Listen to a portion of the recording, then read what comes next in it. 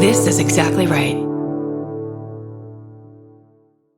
This episode is supported by FX's The Shards, a seductive drama from executive producer Ryan Murphy. Set in 1980s Los Angeles, the series follows a group of glamorous, deeply entangled high school seniors drawn into a life of wealth, beauty, parties, and excess. At its center is Brett, whose reality begins to unravel when the arrival of a new student coincides with a series of mysterious murders. FX's The Shards, now streaming on Hulu. Goodbye. Everyone loves the idea of spending an afternoon curled up with a good book. Well, grow up, because it's almost impossible. Luckily, you can take your next great story with you on Audible. Audible has a massive selection of titles to choose from, including This American Life, new books by Michael Connelly, along with classics from Agatha Christie, and so much more. Whether you want a mystery, a true crime story, or something completely different, there's always something new to listen to. New members can start listening with a 30-day free trial at audible.com/MFM. Audible, stories that speak to you. Goodbye. The best time to think about home security is before you need it. That's exactly why there's Simply Safe. Traditional home security only alerts you after a break-in has already happened, and that's too late. Simply Safe is changing that. Simply Safe's US-based live agents identify threats on your property and help deter them so intruders never get to your house. The system is customizable so you can build one that fits your home and your specific needs. The 24/7 professional monitoring is effective and affordable and won't lock you into a long-term contract. I think that's what's so scary for so many people is that long-term contract. And like, what if it turns out you don't like it or need it,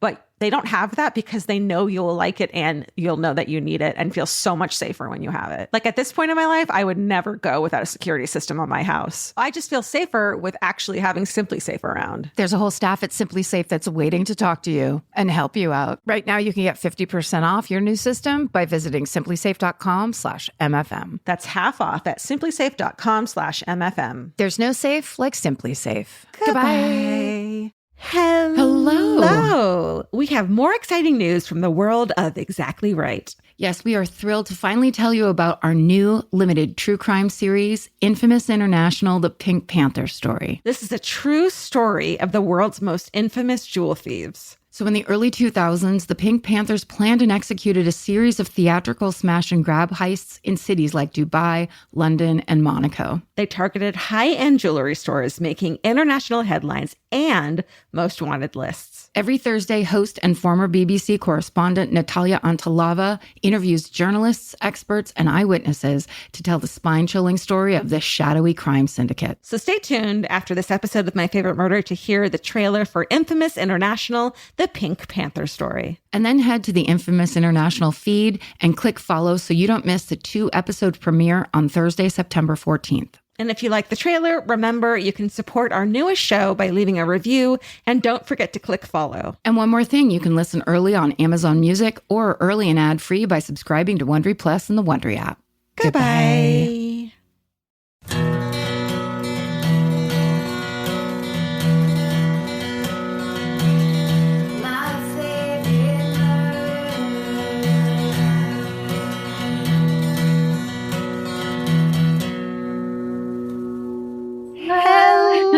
Hello. And welcome To My Favorite Murder.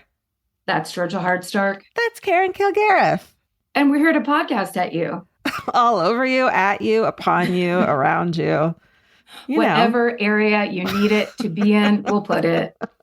It's like a massage, but it's us yelling at you about things. It's a massage for the little horn in your ear. What is it, a hammer in your ear? No. It's going through my ear horn, and I'm familiar, and it feels in my ear horn that it's familiar. Ear horn is what comes out of it for an old man's ear in Victorian England. Oh. But then inside your ear, there's a bone shaped like, I think it's a hammer. Okay. Ear murderinos, let us know what we're talking. Let us know what we're talking about. ENT, Dr. Rinos. Ooh. We would love any kind of guidance. I bet there's plenty. I bet you're right. And that's our show for what's today. Going on? Nothing. Goodbye. It's called wondering. Wondering about shit we have no idea about. Let's see. What's going on is, did you hear in the news that these people were searching a Florida lake for a cold case? Yeah. Guess how many sunken cars they found in that lake while looking for one cold case? Guess. 4. 30. What? 30 cars. It wasn't a flooded CarMax parking lot? What was happening? It's not. I think it was like a dumping ground in Florida for The people. mafia? The drug mafia. You know what I mean? Oh, Miami Vice. Yeah. From the TV show Miami Vice. And they found 30 fucking cars, man. Like that That's is insane. But so far they haven't found any bodies. So I think they're just like stolen cars. Guys, leave it at the airport. Yeah. I mean, why pollute our waterways Truly. any more than you have to? Beautiful Florida waterways. Can we please leave them alone? I bet things will come out of that because it's like, well, then they'll look up those VIN numbers and be like, that's where that car was, which means this person never made it to blank. Right. So far, they're only like stolen vehicles, though. They're not like, none of them have any missing persons ties yet. So it's just nefarious. Your missing person cold cases do this to me, where I'm like, now we need to link this up to one of these. Yeah. Normally, I would be definitive about. In the same way I am about ear canals. Just a straight up expert. What's going on with you? I'm in Petaluma. I'm hanging out with my dad, quality time with home gym, quality stuff. We watch a lot of sports on television. And then I, of course, kind of check out and just start looking at my phone and watching TikTok. Yeah. And then he goes, what are you doing over there? Where I'm like, oh, so I have to watch? You're saying I have to watch He's golf. like, why aren't you paying attention to this? You have to watch this golf with me. We're just like, that's literally like, why don't we watch a live cam of a park? Because it's very similar. The same fucking thing. In terms of excitement. It'd probably be more exciting, I think. I think that's a sports person thing. You know, like I have some work to do on my computer, so I'll sit on the couch and Vince will put on like wrestling. And it's like, we're on separate planes now. Like you're doing your thing and I'm doing my thing. However, he does start to go like, oh, that guy did that, like start telling me stories about that guy, you know, on the wrestler. And I'm like, you want me to watch this with you. And so I will. Like I'll watch it with you, but like I thought we were. Is that when you pick up your laptop and you throw it down on the couch? I've smashed so many laptops in our relationship. And then throw them into a lake. That's right. To hide it. Speaking of sports, I was going to tell you that I ran into Stephen Ray Morris at a fucking Dodger game of all people and places. What were either of you doing there? He was with his dad, so he looked very sporty and like, you know, had a baseball cap on and shit. And I went with Vince. We went for his birthday, and it just so happened that Stephen was there. That's just Stephen living his best life in your face. Yeah. He's just like, he really did it. Loving doing other stuff besides working for you. He really shoved it in my face. Really did. You know how he likes, you know how vindictive Stephen can get. Oh my God. Just vicious to the core. Yeah. I think, here's the thing. I don't follow sports, but I understand. I feel like sports, they have like automatic shimmer moments. Yes, like going to them live. Yeah, because it's like everyone's excited. Yes, for sure. Hot dogs. Pretzels. We got fucking nachos. Like everything about sports are great. Yeah, wait, let's take a sidebar into what did you eat at the baseball game? Okay. Oh my God, I kind of went crazy. So we had a Jersey Mike's that we brought. Did you have to sneak that in? Sorry, do you have to sneak outside food? No, we brought some in. No, it was okay. Okay. I had a hot dog. Dodger dogs. I mean, I love Costco hot dogs. Why can't Costco just supply? Like the Dodger dogs are not good. Okay, but I'd be really careful about this. I feel like people are insanely passionate about stuff like this, where we are blustering into territory. We're. I am not talking about the Dodgers. I am talking about the janky ass fucking hot dogs. Oh, and I love hot dogs. I'm a hot dog aficionado. My phone's ringing. It's Elon Musk. Who is it? He said we're both kicked off of Twitter. It's not Twitter, it's X. Those are the two messages he told me to tell you. Well, good. Okay. And then we got a mini helmet filled with nachos, with nacho cheese and pickled jalapenos. Nice. And a pretzel. And we dipped that pretzel in that nacho cheese. Yes. Like motherfuckers. Now, was the pretzel good? Yeah, the pretzel was good. The nachos were good. You know what I want people to comment is like, what's your favorite snack at your favorite sporting place? Like, I want a show where I just go to different sports arenas and sure, watch baseball or whatever, but also eat. Like Philadelphia obviously probably has really good food in whatever. I'm not even going to guess what their team name is called. Orioles? Anyway. Are you asking me? Yeah. I've heard of an Oriole for sure. Isn't it the Baltimore Orioles? Karen, you're right. Baltimore Orioles. Oh no, like that's the worst place to get wrong. Oh no. Yeah, we have to get out of this danger zone. We're done. I'm Call sorry, Kenny Baltimore. Loggins and get him to get us out of here. This is like we're just walking along and slapping frat guys across the face and then expecting things to go great. It's not a good idea. We're smacking ENT doctors. We're smacking hot dog aficionados. Okay. All right. We're done with this. Let's move on. I saw Stephen. It was great. I do like the idea, though. If you have a sports arena or stadium and you think there's one good piece of food there, then Georgia and Vince will go on their new Food Network show to tour sport stadium food around the nation. My dream. It'll be an apology tour. And the first place you'll stop is Baltimore. I'm never going to Baltimore again. They're going to kill me. Are you kidding me? Oh my God. I'm sorry, Baltimore. We played in Baltimore. That was that crazy show that had the catwalks. Remember that? Yeah. It was like we were in an 80s concert video. Yeah. It was an amazing show. Yeah. Baltimore is the best city. I love you guys so much. I love them there forever and ever. Amen. Good job. Good job. Whew. All right. Speaking of Baltimore, we've got some ERM highlights for you. Okay. Guys, we're just here to tell you a couple things that are happening on the ARM network lately. We are so thrilled that you listen to our podcast. We have other podcasts that we adore that are on this network that if you are ever bored or on a long drive, we'd love for you to check out. For example, I'm about to do my own, which is hilarious. Erin Brown writes these and she's setting me up. Here's what she wrote for me to say. Are you listening to Do Need a Ride with Chris Fairbanks and me? If not, you're missing out, I have to say about my own other podcast. We're back in the car this week. And our guest is our very own Bridger Weiniger from I Said No Gifts, who was recently featured in Vulture, a great article about I Said No Gifts. And in additional Exactly Right crossover news, Kara Klenk and Lisa Traeger of That's Messed Up and SVU podcast are Roz's guests on Ghosted by Roz Hernandez. Yay. That's a power matchup right there. It is. I keep seeing Lisa Traeger clips on TikTok. Oh my God. And I fave them every time. I love her. She is just so funny. She's such a funny comedian. Her stand-up is amazing. She's so vulgar and like doesn't give a fuck. No. She's so funny. She's so funny. And she also is so herself. Yes. I was talking to somebody that does sets with her a lot at clubs and stuff. And they're like, she just destroys every time. And it's because she gets up there and is like, hey, here's my deal. And everyone's like, yes, we love it. It's so great. So go see Lisa Traeger live if you can. And also while summer is raging in full effect. Aaron. Don't forget, we have new SSDGM and Murderino beach towels for you in the MFM store right now, along with a bunch of other beloved goodies. So go get your beach towel. Those can be used at the pool too. Oh, right. So go to myfavoritemurder.com to check those out. They transition from beach to pool so easily, you won't believe it.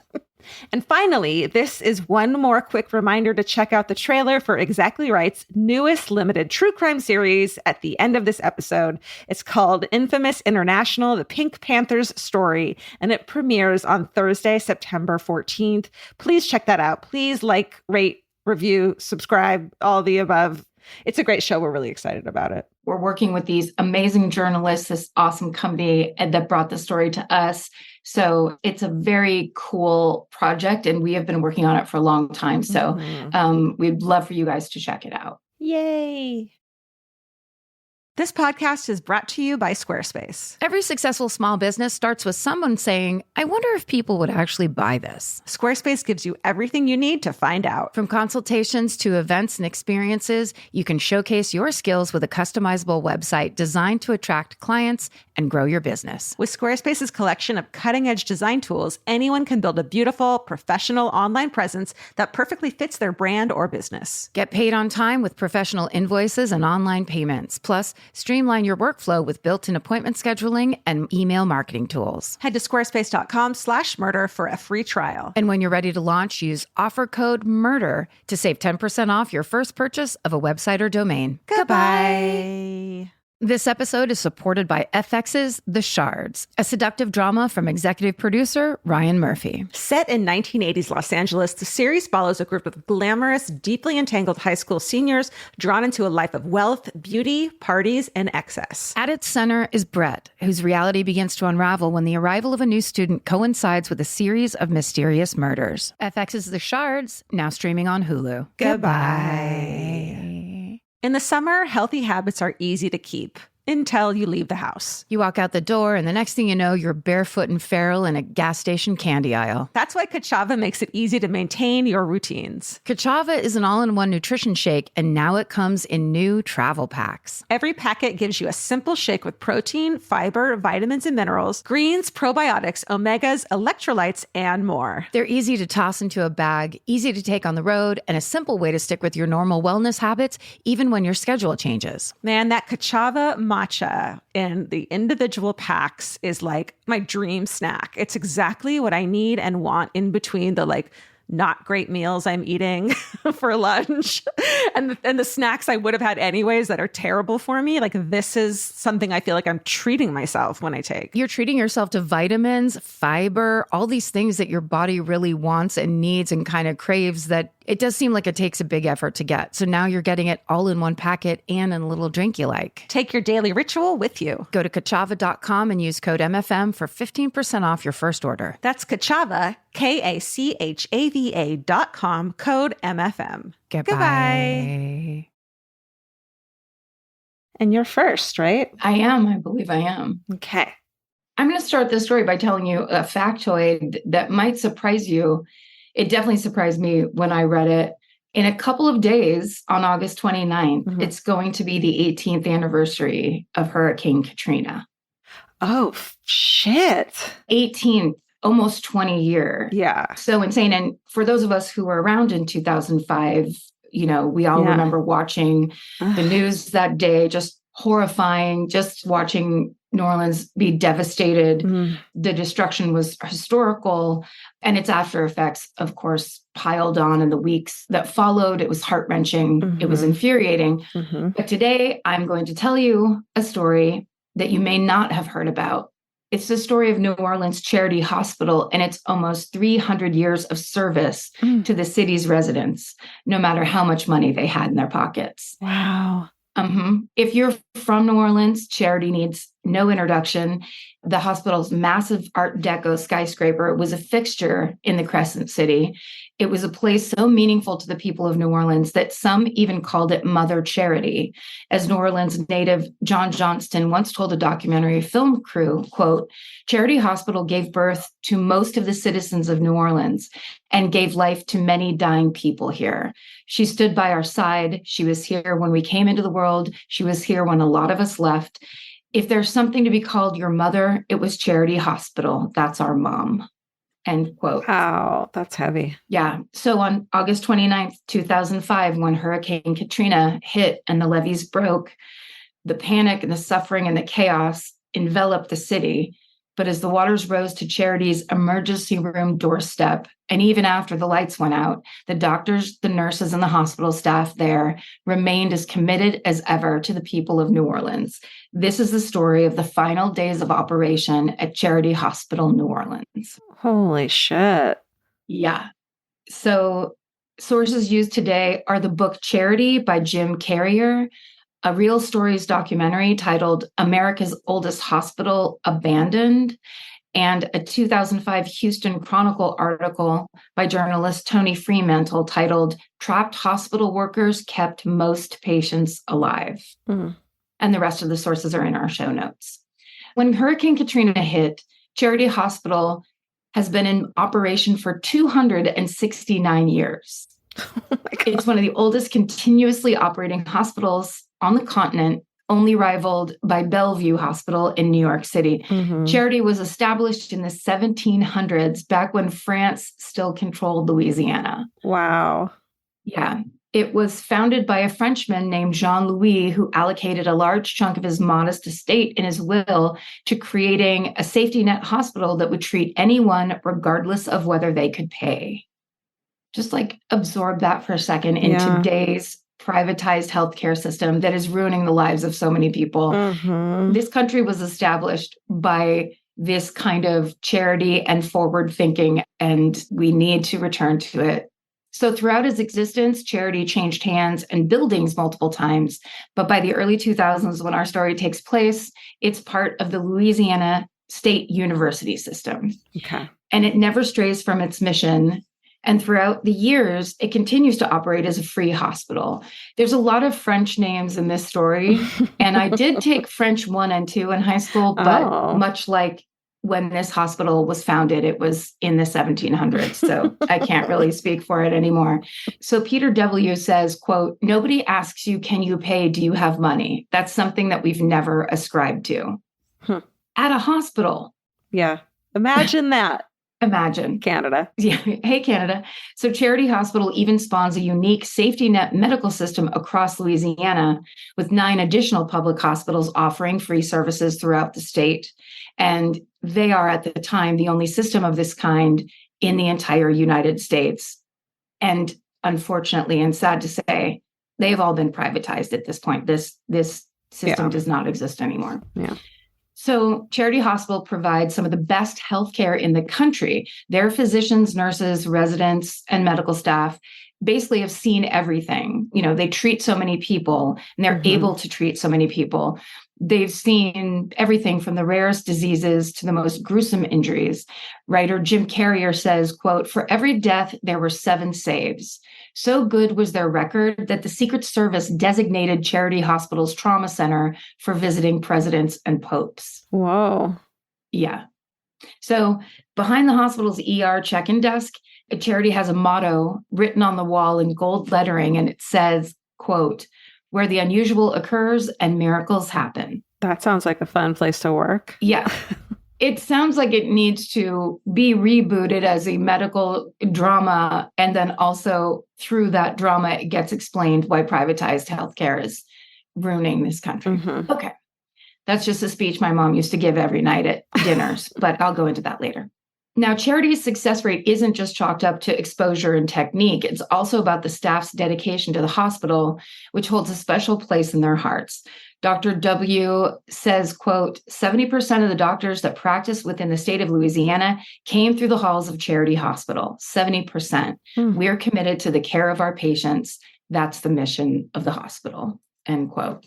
And Dr. Ben de Bois Blanc, who ran Charity's intensive care unit, says, quote, "I think it's an understatement to say I have an emotional connection to Charity Hospital. I first stepped into Charity Hospital in 1978 when I started medical school, and I never left till the doors were closed." Wow. End quote. So by the early 2000s, Charity's doctors and nurses are treating 1,000 sick and injured people every day, around the clock, under every conceivable circumstance. And so to protect the hospital from potential power failures, there are 2 heavy-duty generators outside the ground floor emergency wing, fueling a power grid in the hospital's basement, which then supplies electricity to the building. Most of New Orleans is at or below sea level, and it's surrounded by lakes and rivers. And because it's on the Gulf Coast, it's no stranger to tropical storms and hurricanes. New Orleans is protected by a levee system, but flooding, of course, still happens from time to time.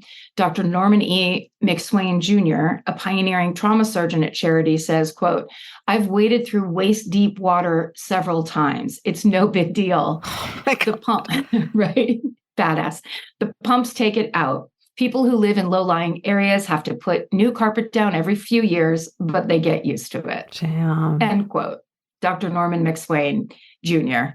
He's just basically saying, if you live in New Orleans, you're used to flooding, storms, flooding, all these things that happen.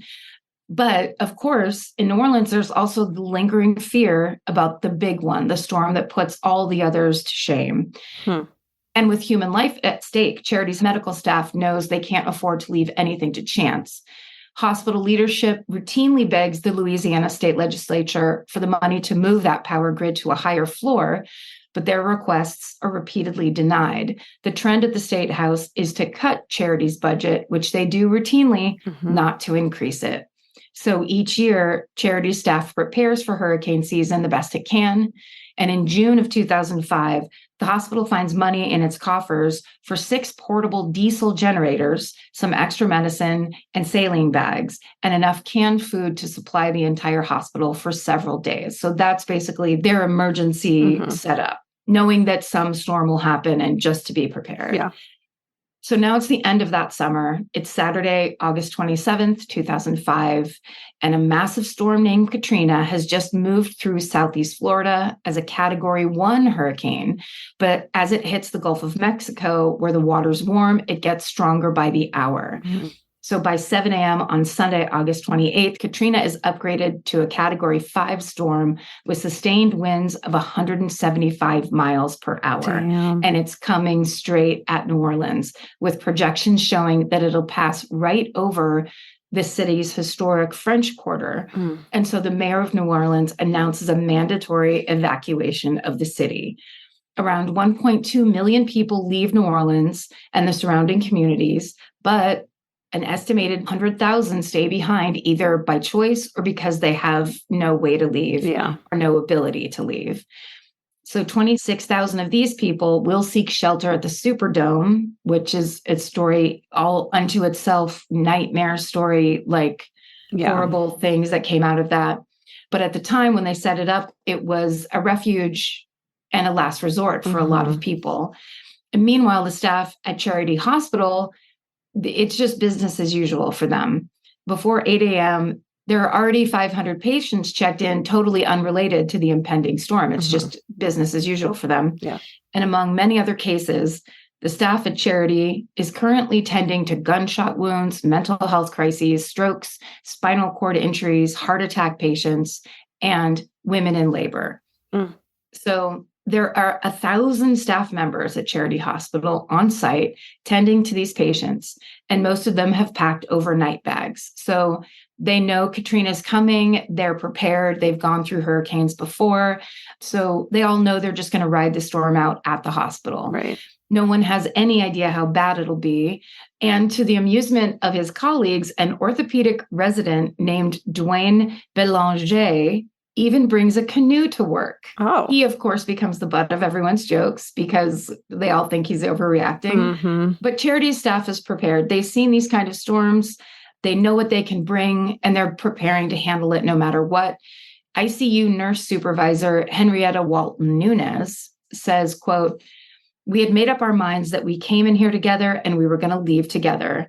It was that spirit that came up. I might die with a uniform with Charity Hospital insignia on it, but nobody abandoned their patients. It became like a spiritual bond. If one leaves, we all leave. And that's what we decided." Wow. End quote. So around 4 p.m., with Charity's ER full as usual, the rain starts to fall in New Orleans. But the storm hasn't left the Gulf yet. And this is just a preview of what's to come. By 7 p.m., the winds are picking up. And at this point, there are now over 1,300 people, staff and patients, in Charity's main hospital building. Though the storm hasn't made landfall yet, Katrina is influencing the patients in unexpected ways. Like, as the night passes, the hurricane's low pressure system that's incoming reportedly induces labor in 6 of the pregnant patients. Oh, no. So that's something to consider. Watch those low pressure systems. Don't storm chase, please. So early Monday morning, August 29th, Hurricane Katrina makes landfall in southeast Louisiana. Along the coast, there are storm surges over 25 feet tall. And before long, the ferocious storm hits New Orleans and Charity Hospital. Dr. Dubois Blanc is working in the ICU at the time, and he says, quote, "The hospital was a civil defense shelter during the Cold War. It's not going anywhere, but it was a little creepy to feel this big, monstrous concrete building vibrating in the wind." Damn. End quote. Yeah. Ugh. So at the same time, Dr. Dubois Blanc hears a popping sound followed by the squeaking of nurses' shoes on the hospital floor, because all around the building, wind gusts are blowing the windows out of their window frames. Oh, no.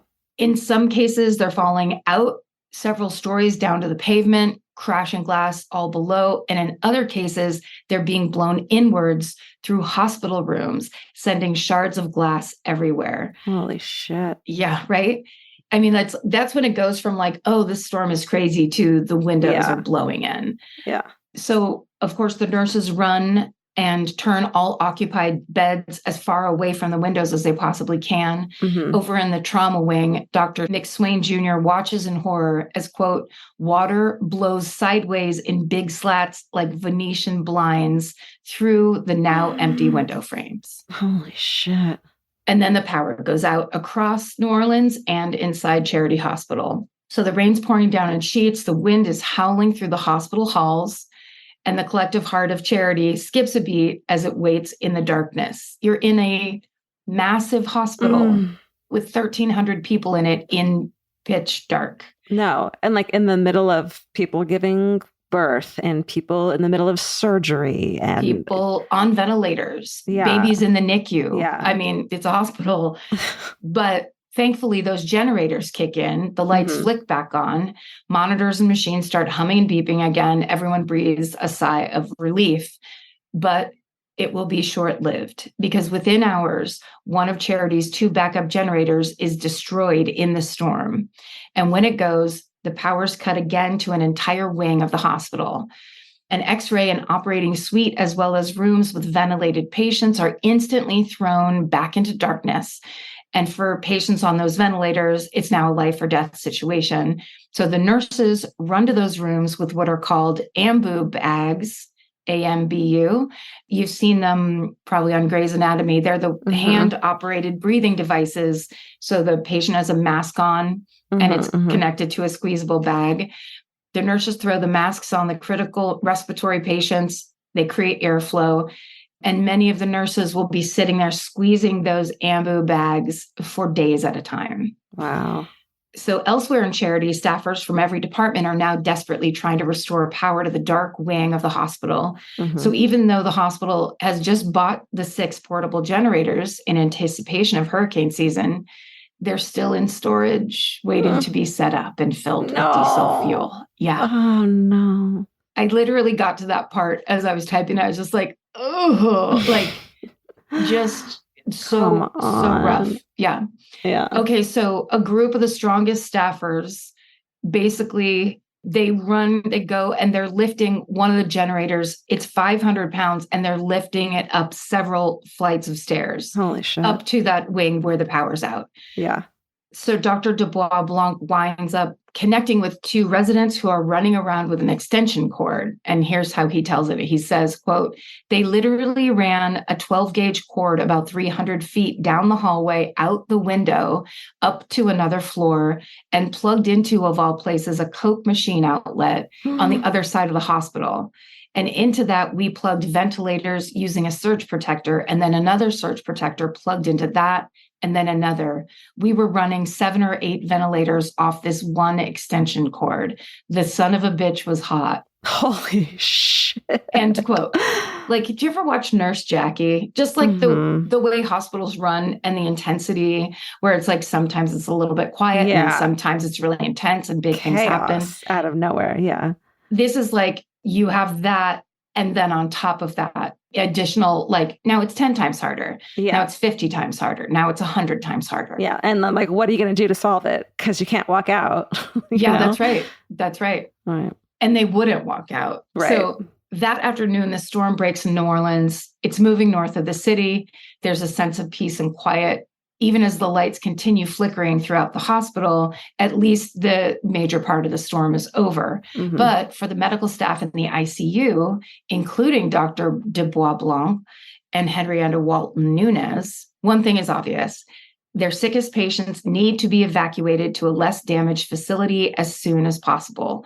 Administrative staffers immediately call city and state agencies looking for any indication of when rescuers might show up to evacuate Charity's patients. But they can't seem to reach anyone outside of the hospital. Storm damage has killed communication systems, and placing a phone call from a cell phone or a landline isn't working no matter how many times they try.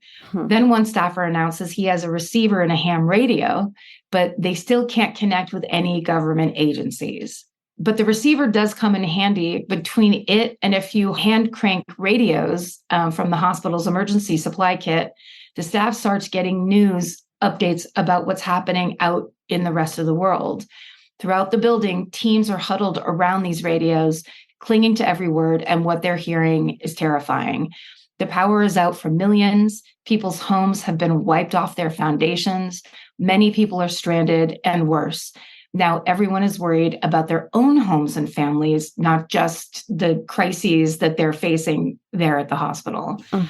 But Charity's employees know their immediate responsibility is ensuring the health and safety of the 250 patients they're currently caring for.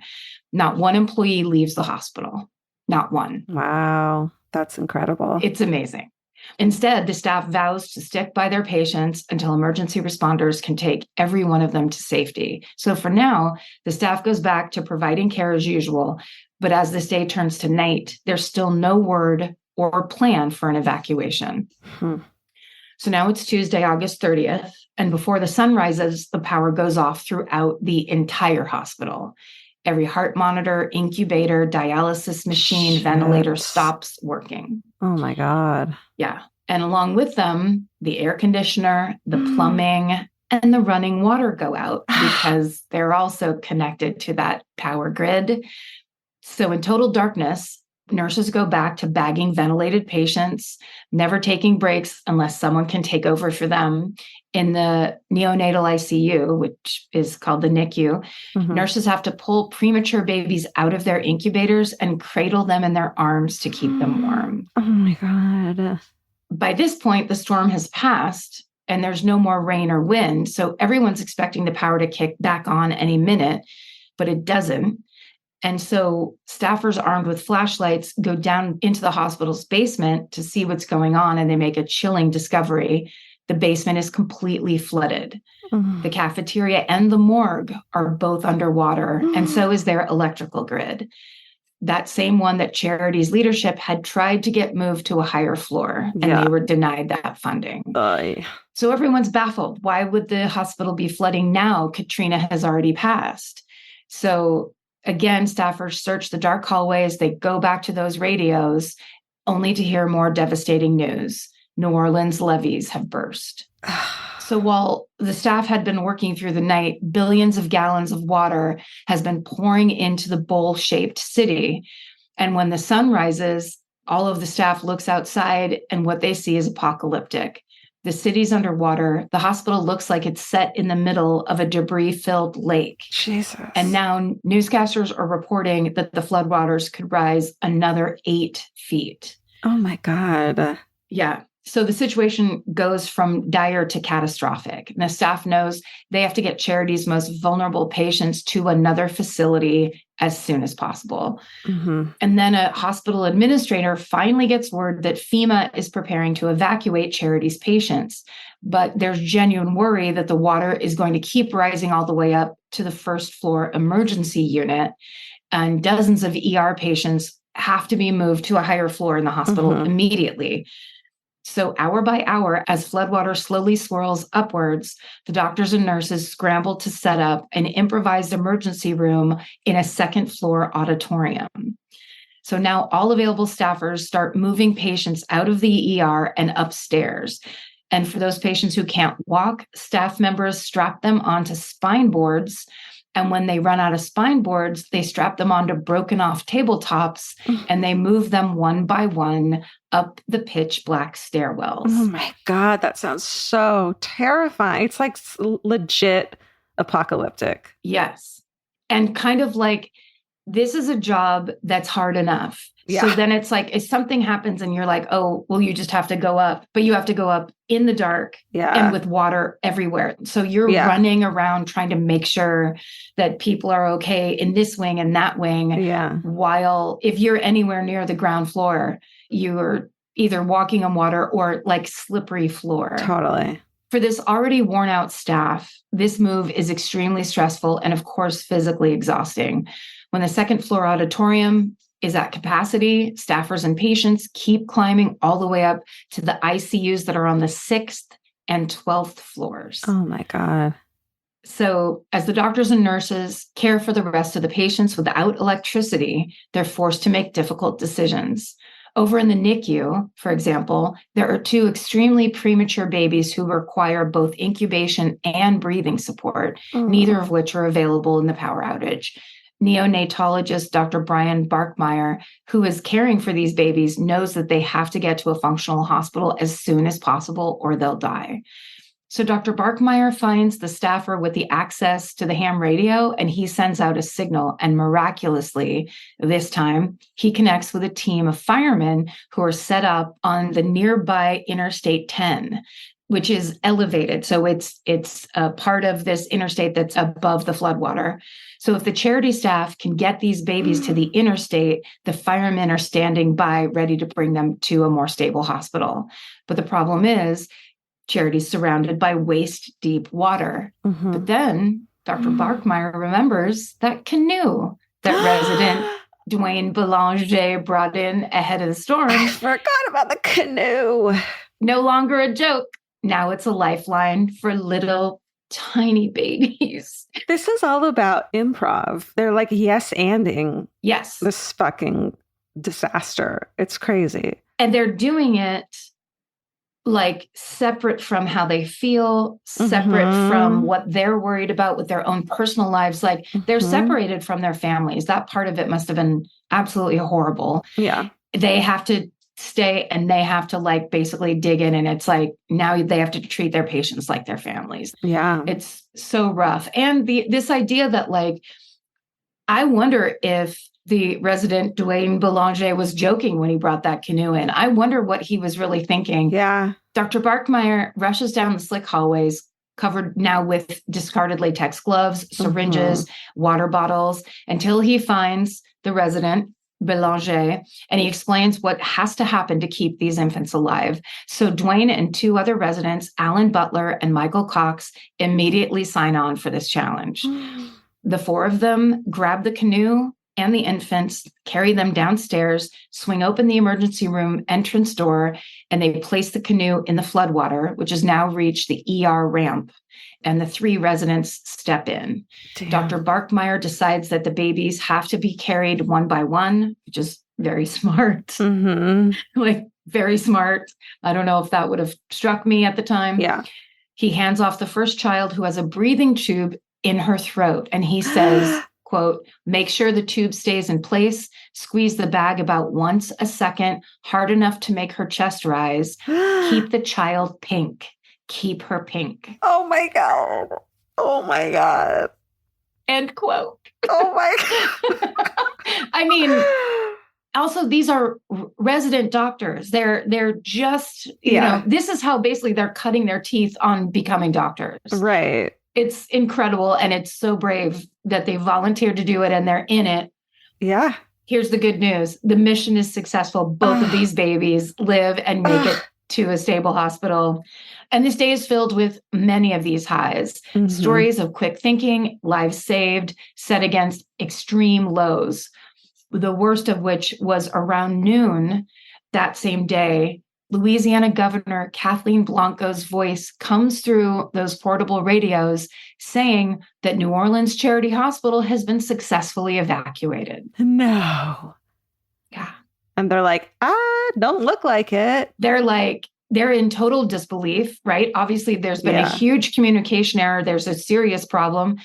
So everybody grabs those phones. They try to contact the state government, but there's no signal. Also, the phone lines, of course, are jammed because everyone across the city is trying to find their families, their friends. So the calls don't go through. So they just have to keep trying to call someone. Meanwhile, Charity's medical team works tirelessly to keep hundreds of patients safe and cared for with no air conditioning, no running water, no lights. Also, it's hot. It's August. So it's like that humid, sticky, heavy hurricane heat. Yes, low pressure system, like horrifying.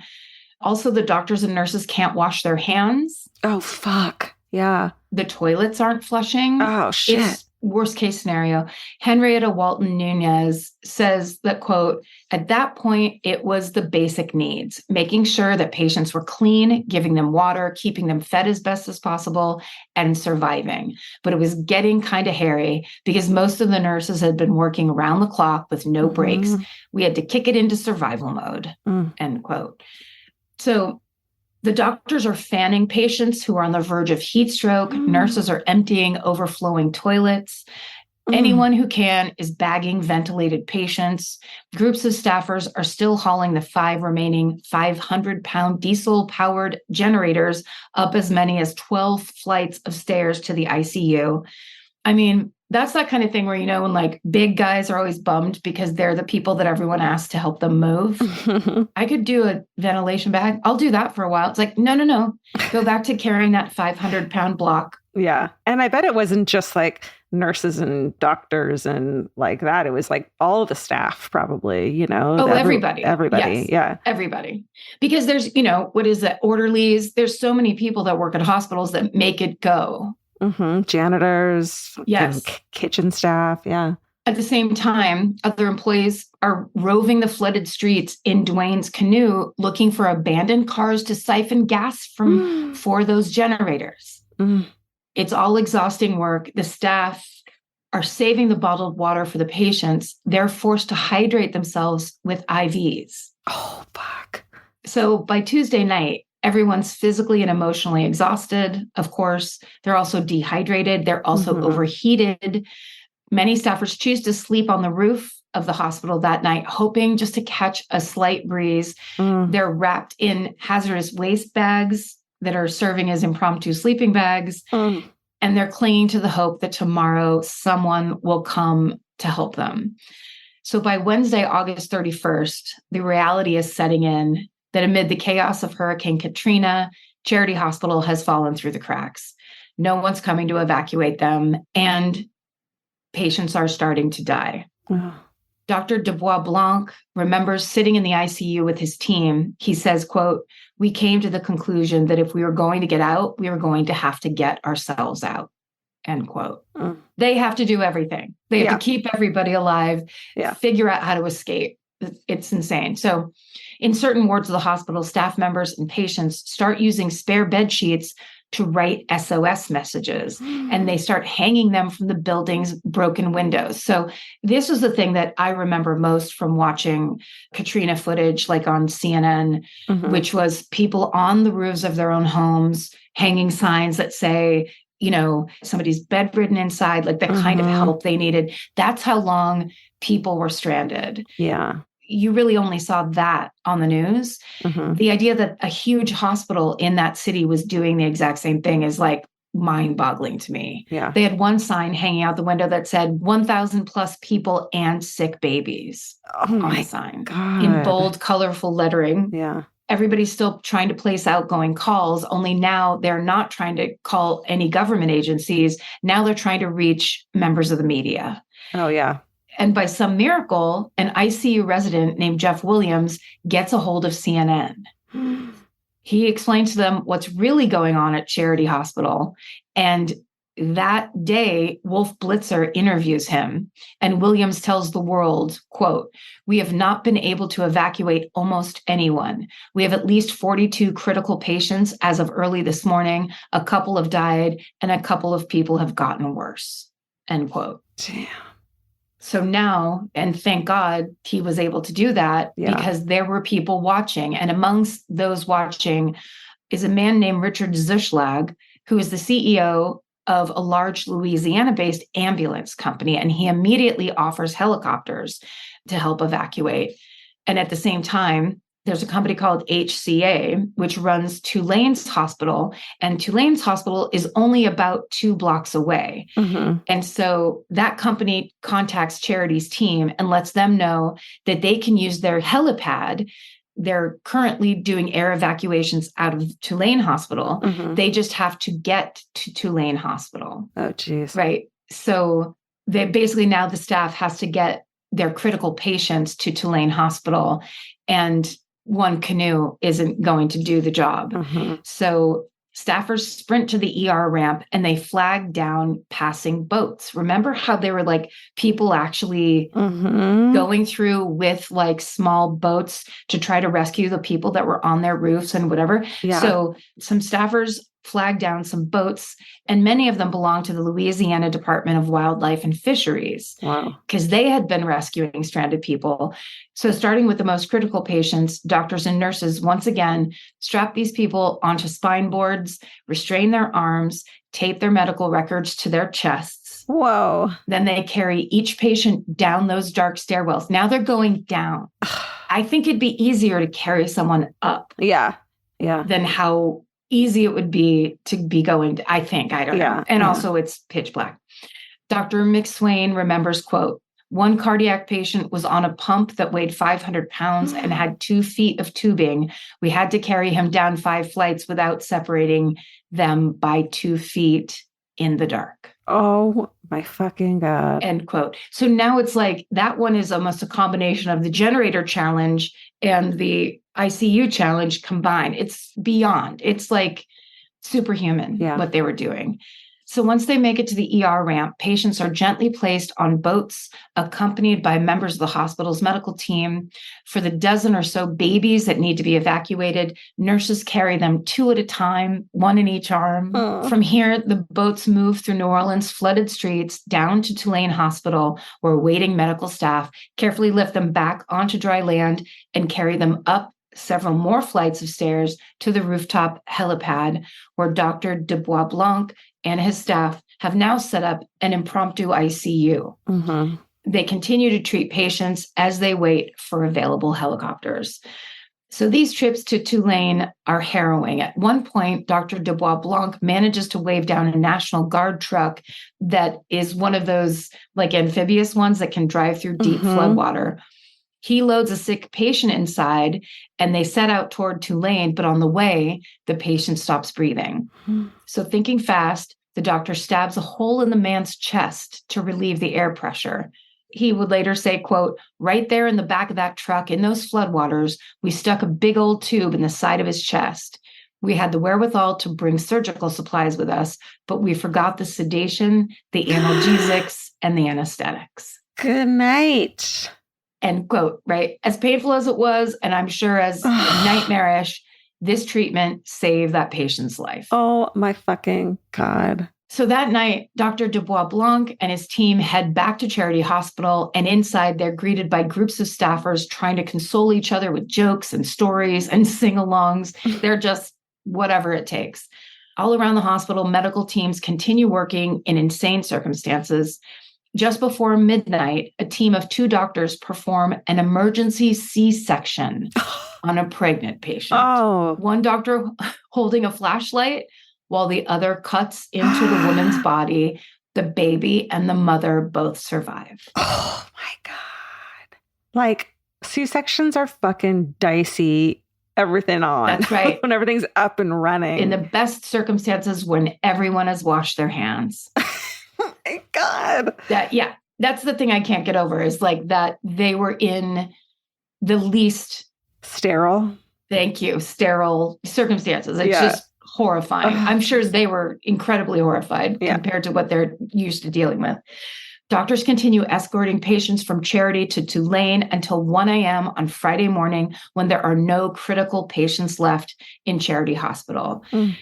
At around 3 p.m. that afternoon, airboats and heavy-duty trucks finally show up to evacuate the rest of the hospital patients. Tragically, 8 ICU patients are lost during these 5 hellish days after Hurricane Katrina. Wow. But the other 240 plus patients in that hospital survived. Oh my God. Yeah. So the road to recovery post-Katrina is a long and difficult one filled with anguish. Of course, people's lives are not only uprooted, they're never the same. Yeah. Within days of the storm, 80% of New Orleans is underwater, and across the region, 1 million people are displaced from their homes. 1,400 people lose their lives. The majority of those were in New Orleans. And to this day, Hurricane Katrina causes an estimated $125 billion in damage. Oh my God. Yeah. To this day, it's the most expensive storm in US history. And in today's money, it would be $200 billion. Damn. As New Orleans begins to rebuild, there are serious efforts to restore Charity Hospital to its pre-Katrina condition, but to the surprise of many, word spreads that there are no plans to reopen the hospital. Instead, state-affiliated operators make the controversial decision to build a brand new, more modern facility. This takes several years. It's a very modern, top-tier hospital that's open to the public. But to the heartbreak of many in New Orleans, the name Charity is dropped. The new hospital is simply called University Medical Center, and it is no longer associated with free healthcare. In fact, in the wake of Charity's closure, 9 of the 10 public safety net hospitals across Louisiana either close or privatize. Wow. Heartbreaking. Those now private hospitals are still required to provide indigent care, which means if you can't pay, you still do get care. But of course, this is in addition to treating patients with private insurance, Medicaid, Medicare, and it's unclear how this new system has affected healthcare for Louisiana's poorest and uninsured citizens. Meanwhile, the abandoned Charity Hospital still sits in the same location on New Orleans' Tulane Avenue. Rumors occasionally will swirl about it being redeveloped. Dr. Dubois-Blanc, like many of the doctors and nurses in this story, continues to work in the LSU medical system. And he says, quote, "Where the unusual occurs and miracles happen, in the wake of Hurricane Katrina, of course, it has new meaning. Those days following Hurricane Katrina were our finest hour. Every day, miracles happened. I think the real story of Hurricane Katrina is not the images that you saw on television. The real legacy is that it peeled away all that isolates us from each other and allowed for those human-to-human connections. People say what we did was heroic, but we were just doing our jobs." And that is the story of the staff of Charity Hospital and their heroism and resilience during Hurricane Katrina. Wow. Can you believe that shit? I can tell you were on the brink of tears through that entire thing. Your eyes were like that bright blue. Karen's going to cry soon. My crying eyes. Well, it's just to have a mother that was a nurse. Yeah, you kind of understand the first responder dedication. First of all, it kind of gets to me that I've never heard this ever. No. Yeah. In 18 years. And maybe it was because there were just so many stories. Yeah. And there was so much national realization of what happened in New Orleans, the disparity of like help and care and watching the race issue. All of it was so big and awful and constant. Yeah. And this idea that throughout all of that, Charity Hospital that was all about the people kind of no matter what, never faltered. No. It's just, it's incredible. I mean, those people deserve and have deserved huge accolades. Totally. I can't believe I haven't heard that for sure. It's epic. It really is. I can't believe it's been 18 fucking years. It does not seem that long. It really doesn't. No. Wow. Great job. Thank you. This episode is supported by FX's The Shards, a seductive drama from executive producer Ryan Murphy. Set in 1980s Los Angeles, the series follows a group of glamorous, deeply entangled high school seniors drawn into a life of wealth, beauty, parties, and excess. At its center is Brett, whose reality begins to unravel when the arrival of a new student coincides with a series of mysterious murders. FX's The Shards, now streaming on Hulu. Goodbye. The future has an annoying habit of always showing up. That's why now is a great time to start planning ahead. Enter Acorns. Acorns is a smart way to give your money a chance to grow. You can sign up in minutes and start automatically investing, even if it's your spare change. The Acorns potential screen shows you the power of compounding and how your money could grow over time. You can quickly adjust how much you're investing every day, week, or month to make sure you're always building towards your goals. Whether you're just starting out or thinking about settling down, Acorns supports your big and small goals across every stage of life. Sign up now and Acorns will boost your new account with a $5 bonus investment. Join the over 14 14 million all-time customers who have already saved and invested over $27 billion with Acorns. Head to acorns.com/MFM or download the Acorns app to get started. Paid non-client endorsement compensation provides incentive to positively promote Acorns. Tier 2 compensation provided, potential subject to various factors such as customers' accounts, age, and investment settings. Does not include Acorns fees. Results do not predict or represent the performance of any Acorns portfolio. Investment results will vary. Investing involves risk. Acorns Advisors, LLC, an SEC registered investment advisor. View important disclosures at acorns.com/MFM. Goodbye. Buying clothes is easy. That's why everyone's always doing it. But finding clothes you actually want to wear is the hard part. Get all your favorite elevated essentials at Quince. Quince specializes in effortless, high-quality essentials like ultra-soft organic cotton and premium Mongolian cashmere sweaters. They're beautifully tailored and built to last. And it's not just apparel. Quince also brings that same everyday elevation to everything they offer, from hotel-quality bedding and bath to kitchen staples, essentials, and thoughtfully designed furniture. They work directly with ethical factories, so you're paying for quality, not brand markup. It's so true that they have wonderful items that aren't just clothes. I have like 3 of their 100% mulberry silk pillowcases. I've bought throws from there. I've bought bedding from there. And it is just as great quality as their clothes and super affordable. Upgrade your everyday. Download the Quince app for app-exclusive offers or go to quince.com/MFM. Get free shipping on your order and 365-day returns. Now available in Canada and the UK too. QUINCE.com/MFM. Goodbye. Well, I'm going to take us back even further Okay. to the late 1800s. Let's start there. Ooh, I love it then. I mean, they didn't wash their hands ever. There was no like... They didn't know. They didn't know. They didn't know. I'm going to tell you the story of Wyoming Madam Dell Burke and her brothel, the Yellow Hotel of Lusk, Wyoming. They say the Yellow Hotel of Lusk, Wyoming was the charity hospital of Wyoming. Of the late 1800s, Wyoming. In a way, where there was care. There was care and love. And there was, and you're right. The main source I used for this story is a book by June Reed called Frontier Madam, The Life of Dell Burke, Lady of Lusk. And the rest of the sources can be found in our show notes. I am positive that Alejandra and Hannah, when they were putting these stories together, were like, here's one institution of care. Now here's another institution of care. Mm-hmm. So I'm going to tell you about the Madame Dell Burke. She's born Mary Ada Fisher on July 15th, 1888 in good old Somerset, Ohio. She doesn't start going by the name Dell until she's an adult, but I'm just going to call her Dell because it's easier. Okay. So in 1898, when she's 10, the family moves to the Dakota Territory. They live in a one-room house nicknamed a soddy because it's made out of sod. Oh. I mean, can you imagine? Yes, I can. It's actually the only widely available building material in the Great Plains. So it's just basically dirt and grass? Mm-hmm. Wow. Sod. Mm-hmm. As a teenager, Dell is known around town as, quote, the most beautiful girl in Wolf Creek, Oh. end quote. So she's gorgeous.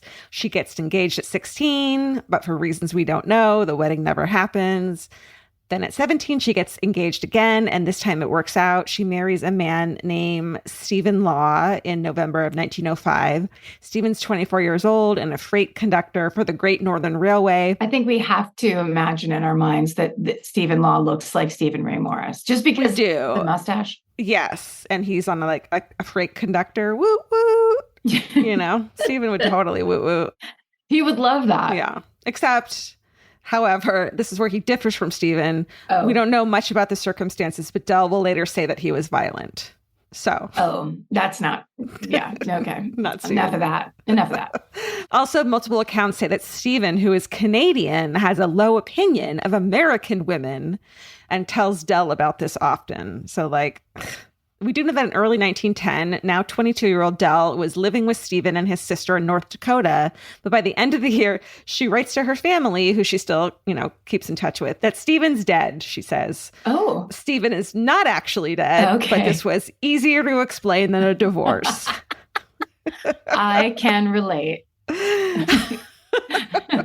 He's dead, okay? Can we not ever talk about it again? It's not going to be a conversation. That's the thing. Yeah. That's the point. There's a vague, he's dead. And so she moves to the resort town of Banff, Alberta, Ooh. Canada, where Vince and I had Christmas a couple years ago. Gorgeous. And she gets a job at the Banff Springs Hotel, where Vince and I had Christmas dinner that year. Was it all fancy and old-fashioned? It is like the Shining Hotel, essentially. It's gorgeous. Wow. So she gets a job there in the early 1900s.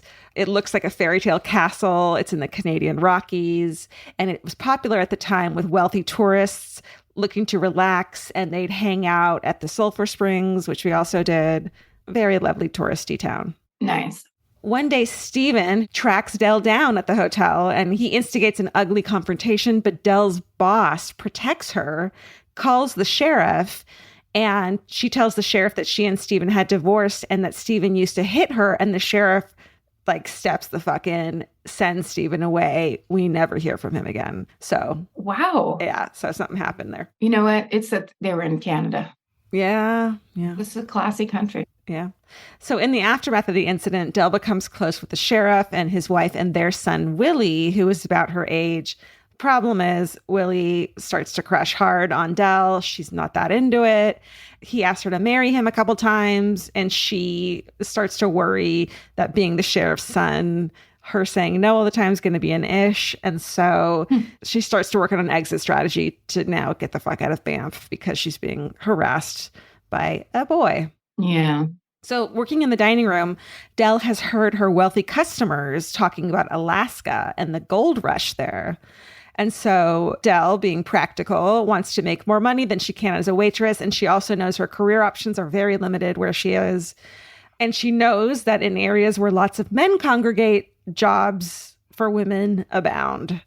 So she uses all that she saved from her waitressing job to buy a ticket to Juneau, Alaska. The capital. That's right. We know that.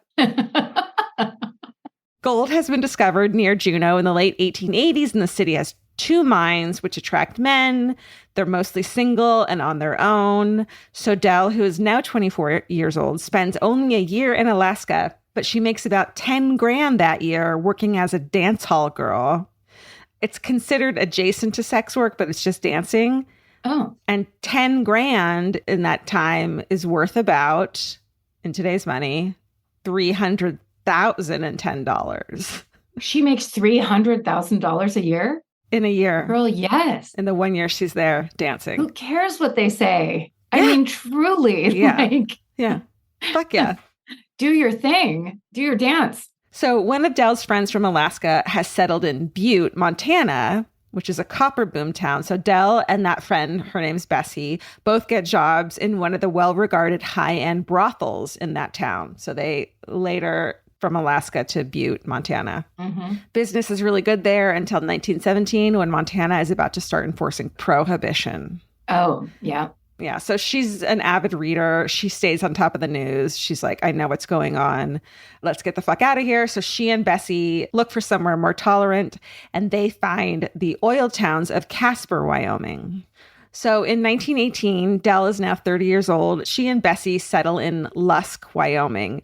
And she says that the reason she picked Lusk is because she misread it as lust. And she was like, well, that's a great place to set up a brothel. Perfection. But she also knows it's strategically located on the railroad near a new oil pipeline, as well as a new uranium mine. So she's like a businesswoman. She knows what she's doing. Yeah, she's smart. Yeah, she's smart. Here, she also settles on the name Dell. So this is when she officially takes her name Dell. So Dell and Bessie first pitch a tent across from the railroad depot, and they work out of that tent. I'm imagining more like a big old army tent. Kind of Yeah, at least 5 feet to walk in. You don't have to bend all the way over at the waist to walk in. Oh, you gotta hope. Also, it's really funny to put a tent up across from the train depot. Yeah. Where it's just like, there's over here. This away. Yeah, that's right. So 2 years later in Lusk, 32-year-old Dell finally buys a property on the same location across from the depot and builds the Yellow Hotel. It's a 2-story stucco building that's painted, you guessed it, yellow. Oh, Yep. sorry. No, you're right. And it's an old-timey, like, Western hotel building. Like, you see it in your mind's eye. You watch Tombstone, like, you know what the old-timey buildings look like. Yeah. So her friend Bessie contributes some money towards the purchase of the hotel, although it's in Dell's name on the title, and she puts most of the money down. So Bessie, unfortunately, like many sex workers of her era, struggles with a laudanum addiction. So shortly after buying the hotel, Bessie moves away. When she comes back, she's very frail, and Dell takes care of her until Bessie dies in 1929. So very sad. Yeah. But Dell is entrepreneurial. She's made a fair amount of money, so she can invest in the hotel. She decorates it with fine fabrics and beautiful furnishings. The first floor is divided by a center hall with 2 sides. And on one side, there's a client waiting room. There's a bar and a bathroom and a laundry room. And on the other side is Dell's apartment. And upstairs, there are 10 rooms where Dell's employees meet with clients. Be hard to sell that as like a single family home after. Right. Which are the 10 rooms? It's a 10 and 1. That's 1 bathroom, 10 bedrooms. That's a very good point. How many kids do you have? Look at you being entrepreneurial, too. I love real estate. So shortly after the Yellow Hotel opens, Wyoming enforces its own ban on alcohol. And then 6 months after that, prohibition goes into effect nationwide. But Dell quickly establishes good working relationships with local bootleggers. And the Yellow Hotel develops a reputation for serving clean whiskey. Oh. Yeah. Dell herself doesn't drink. She doesn't permit her employees to drink while they're working. And in addition, Dell instructs her employees to dress conservatively but beautifully when walking around Lusk and has them in understated makeup. So she's like making it a classy joint. You know what I mean? It's also kind of smart to play it way down. And then it's almost like it's a little bit lustier. That's right. Luskier. It's a little It's secret. luskier out there in Lusk. But they still stand out from the other women in town because the other women are like, you know, cow women, and they're all windswept and outdoorsy, but Dell cultivate a dignified look. You can't call them cow women. I don't know. I can't say cowboys. That's not correct. Oh, I see. Sorry. I see what you mean. And I didn't want to say cowgirls because like, we're women. What did you think I meant? I don't know. I thought you meant kind of like prairie women, but yeah, I don't know. It could be that too. Cow women just seems negative. Does it? Oh, like I'm calling them cow. No, that's not what I meant. Shortly after opening the hotel, Dell starts to form a close relationship with a dude named Jerry Dull, who makes repairs at the hotel from time to time. So they start, dating. Handyman. Oh, yeah. Gotta date the handyman. Got to. Over the next decade, some people in the town complained about the Yellow Hotel, but most tolerate it. The residents of Lusk know that in towns without saloons, where sex workers are prosecuted more forcefully, the men who work in the oil fields are more likely to harass local women, which is such a sad, fucked up fact where it's like, yeah you gotta... These cowmen. Dell's hotel is usually fined about $100 a month, which is like $1,700 in today's money. Just kind of like a little payoff, it seems. Yeah. Which she can afford. In the wake of the 1929 stock market crash, Lusk doesn't suffer quite as badly as other parts of the country because the oil industry insulates the town from the worst of the Depression. That said, times are still tight, and in 1929, the Lusk light and power generator fails, and the town is without water or electricity. Like, they can't afford to keep it up. So Dell loans the town. She goes to fucking City Hall and to like the town meeting and loans the town money to replace the generator and effectively controls the town's water and power for decades after because of Genius. it. Yes. Genius. When neighbors occasionally complain about the brothel over the next decade or two, Dell reminds them that she could always call in her loan and shut down the town's lights. Wow. So city officials eventually redraw the city limits, putting the Yellow Hotel outside of them so they don't have authority over it anymore. Essentially. Gerrymandering. Yeah, essentially they're like, we use this place, so why would we shut it down? I'm sure. Yes. Yeah, okay. Like she has shit on everyone.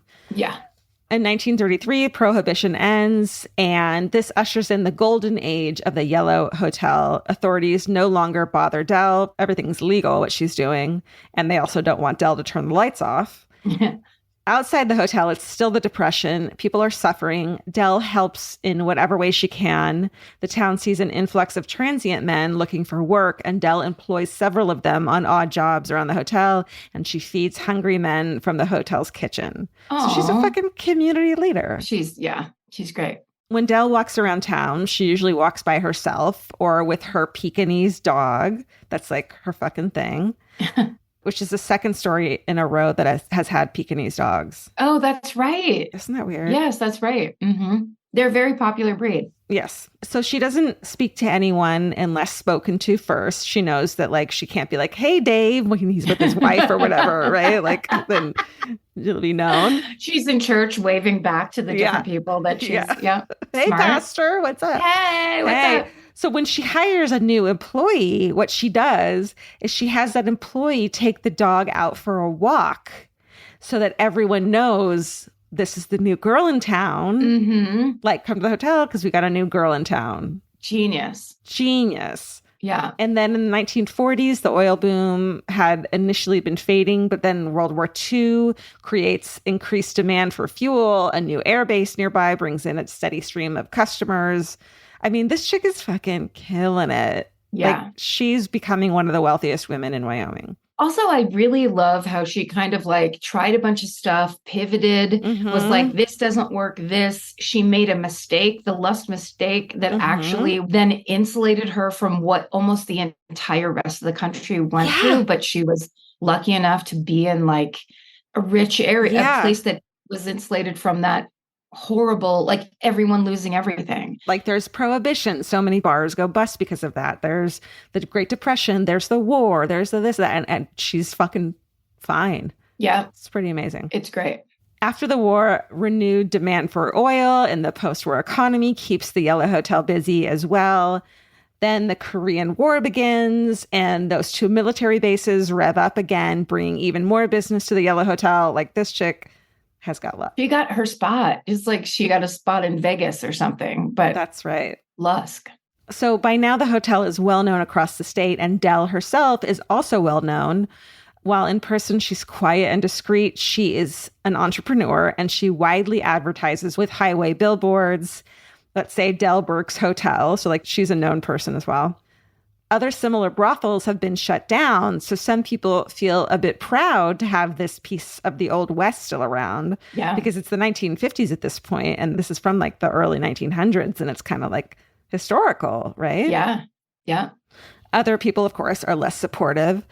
That said, Dell is also well known because she's a member of the Chamber of Commerce, and she gives very generously to every church and charitable cause in town.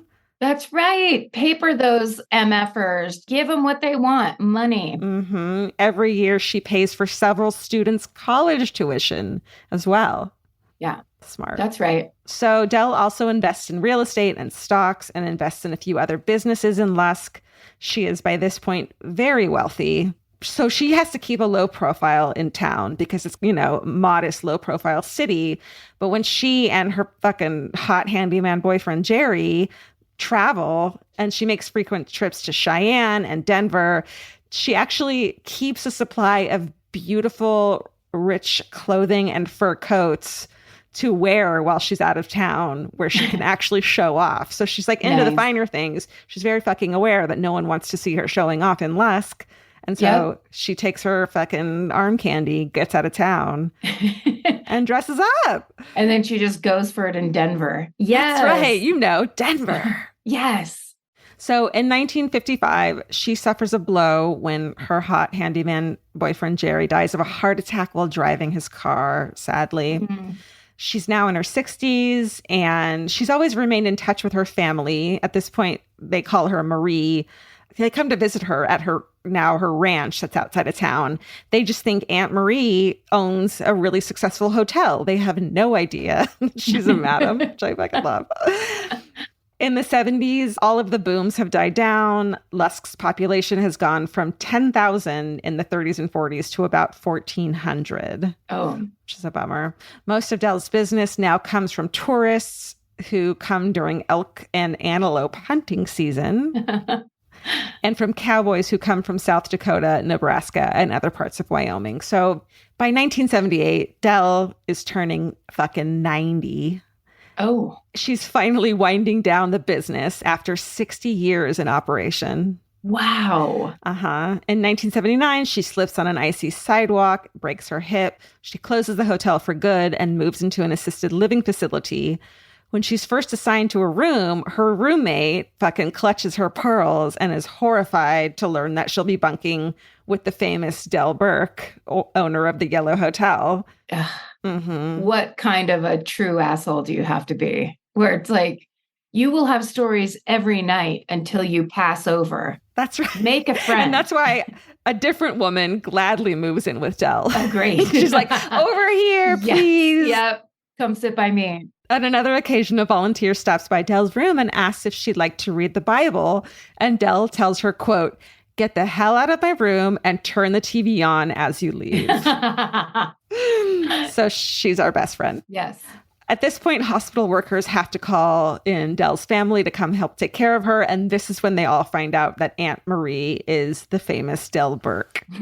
Some of them clutch their pearls and are horrified. I'm sure the older generation, I'm sure the younger generation are fascinated by it. It's like finger guns into the ceiling. Right. It's a little bit like my dad and I were watching TV last night, and we were watching something on PBS. Yeah. And my dad goes, "Oh, I know that guy. I saw him at Woodstock."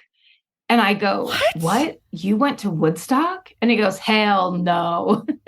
He was just lying for fun. He was fucking with you. And then, like, Jim. like 2 seconds, I thought that I'd uncovered like a mysterious past story from my dad's life. Jim's got jokes. Jim's got jokes. He knew how funny it would be. Of like, of course I didn't go to Woodstock. It's everything I stand against. That's right. That's right.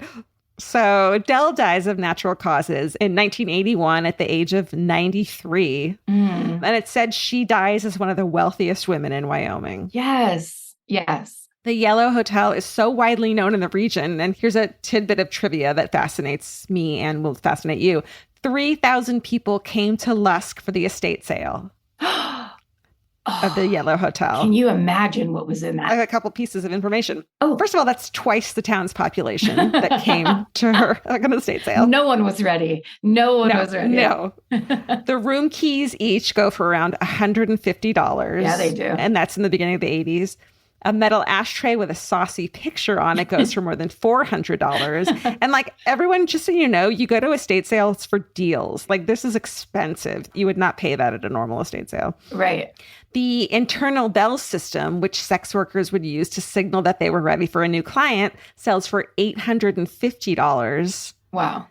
A velvet wall hanging inspires a fierce bidding war. It goes for well over $1,000. And in today's money, that's $3,362. So yes, people were there to spend money. Yeah, they were. And also it's a velvet painting. Yeah. That is kitsch, kitsch upon kitsch. I mean, truly. And like the original, it's not like some guy did it to make it seem cheesy. Right. It's like, no, this is from a Wyoming brothel. Enjoy. And it's seen some shit. Yeah. So at the sale, Dell's grandniece, she's 39. We have to assume that she's cool as shit. Like, awesome. Because she goes to the estate sale. Her name's Lorraine. And she says, quote, "I only found out about her real life 2 years ago. The notoriety has taken some getting used to, but I'm having a great time." I bet. So she was like, cool. Yes. Auntie Dell is cool. Yes. Lots of locals from town work the estate sale, and the town of Lusk generally embraces Dell's story in a way that they, of course, never really did openly while she was alive. So they understand it's part of history. At the estate sale, the auctioneer, a Lusk local, says, quote, "Everybody knows what she did for a living, but she was widely accepted. She did a lot of good things. She was certainly no drawback to the community." Hell no. In a 1973 interview, a few years before her fall, Dell reflected on her relationship with the town, saying that after 1930, quote, "No one's ever really threatened to shut me down. Maybe it's because I know too much for everybody's good." Unfortunately, in the following decades, the Yellow Hotel falls into disrepair. And in 2012, the town of Lusk burns it down because it's deemed a hazard. Oh. Which sucks. Yeah. And that is the story of Dell Burke, an entrepreneur who leveraged every big moment of the first half of the 20th century to grow her business and support her community. Yeah. Dell Burke, another one I've never heard of or even like the slightest reference to. That was great. I love that story. The book is called Frontier Madam, The Life of Dell Burke, Lady of Lusk, if anyone wants to read that. So great. Yeah. So before we go, I just want to say, I know everyone's been seeing this horrible, devastating fire on Maui and what happened to the town of Lahaina, which is so horrible. I know on this podcast, I've talked about going to Hawaii so many times. It's one of my favorite places to go, and the idea that that happened there. And it's just so sad. If you can do anything, please donate to the Maui Strong Fund. You can find information at hawaiicommunityfoundation.org to donate. And Georgia, if you're good with it, we're going to donate $10,000. And please consider not going on vacation to Hawaii because they don't have the services and they don't have the support system they are trying to grieve. I mean, it's really amazing to see the way the Maui community and the other islands are coming together to get supplies over there to make sure people have generators, water, food, all those things. That's Hawaii. That's that community. Yeah, definitely. It's so devastating. I'm glad we can send that money over there. Yeah. Cool. All right. Well, thanks for listening, everyone, and being here and being a part of it. I mean, I really enjoyed both of these stories today. Yeah. A lot of good, inspiring stuff to think about. That's us, the Feel Good podcast that you know and love. You know how we are, super positive. All right. Well, stay sexy. And don't get murdered. Goodbye. Elvis, do you want a cookie? You can't get on a plane with $1 million in cash. Someone is going to stop and ask you questions. But you can fit $1 million worth of diamonds in your pocket. I'm Natalia Antelava. I'm a journalist based in Eastern Europe, and I'm going to take you into the world of Serbia's most infamous jewel thieves. The amount that they're pulling in these 2-minute heists is so astonishing. It's like magic. They're called the Pink Panthers, and this is their story. They wanted to be known all around the world. They were brazen. They entered the jewelry shop in Paris, threw out a magnum and a grenade, and then they escaped with about $100 million in jewelry. And they seemed virtually untouchable. You know, in Serbia, these guys were connected with very powerful people. But when the heists are this spectacular, they entered, they stole the stuff, they were out of there within 32 seconds.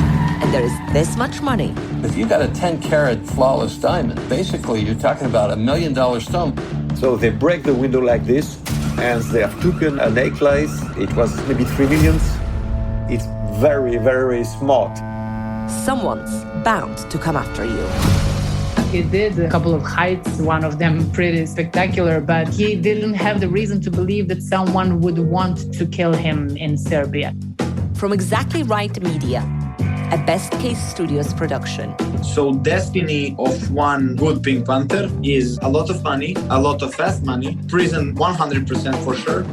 This is Infamous International, the Pink Panthers story. After the prison, again fast money, and again prison. Follow Infamous International, the Pink Panthers story on Amazon Music, Apple Podcasts, or wherever you get your podcasts. You can listen to the show early and ad-free on Amazon Music. Download the Amazon Music app today.